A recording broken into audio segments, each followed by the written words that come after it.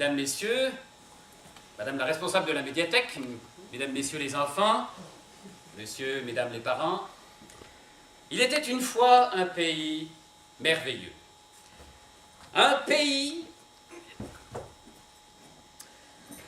où les femmes avaient pris le pouvoir, leur revanche sur les hommes. Elles pouvaient enfin devenir maçons, plombiers ou champions de boxe. La plus gracieuse jeune fille qui se puisse imaginer, d'une modestie confondante, gentille comme un cœur, était toujours souriante, principalement avec les hommes, auxquels jamais elle n'infligeait le sentiment de leur infériorité.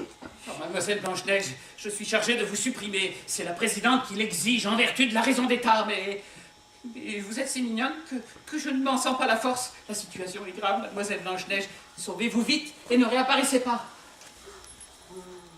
Tiens, voici un beau fruit juteux que j'ai apporté pour toi, ma jolie. Tu dois avoir chaud sous ce soleil.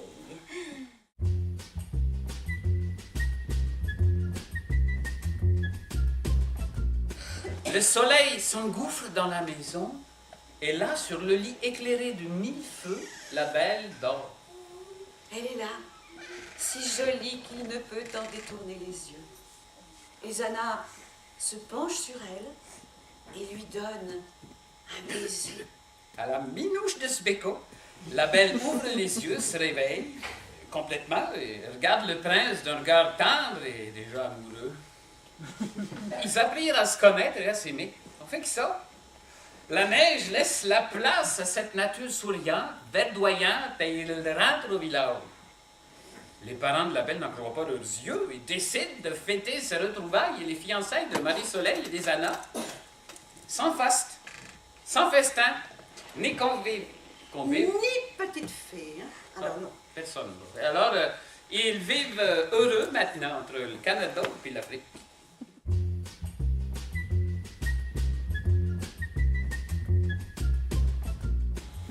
Quoi?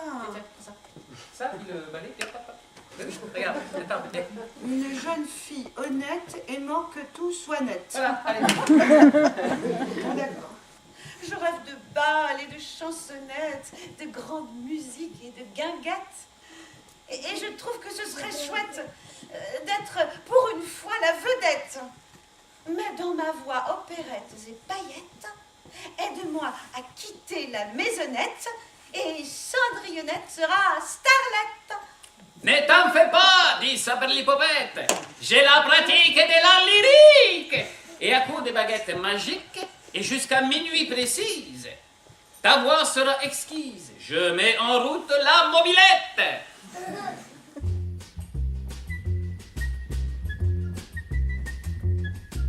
Il manque encore quelques décibels.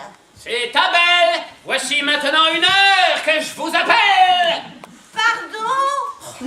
C'est Léon le patron. Actionnez le verrou, je sors de mes gonds. Mais pourquoi s'obstine-t-il à parler à voix basse? C'est ton race de hurler au dehors, je me lasse.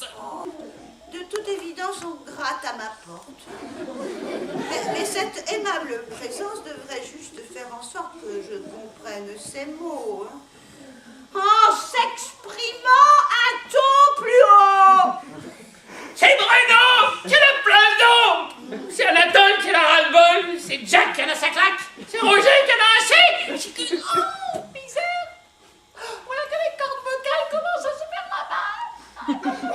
Veuillez, je vous prie, décliner nom, prénom et qualité. Allez-y, j'écoute. C'est à vous. Oui, ben, c'est le grand méchant loup. Maintenant, vous savez tout, je suis venu ici pour vous manger comme convenu. Et ouvrez-moi et réglons cette affaire à l'amiable. Oh, mais il fallait le dire plus tôt. Moi qui avais peur que ce soit le grand méchant loup. Pour ouvrir la porte, c'est tout simple. Voici la formule. Vire la bicyclette et la trottinette fumera. Ah non, c'est pas ça. Non, voilà, c'est...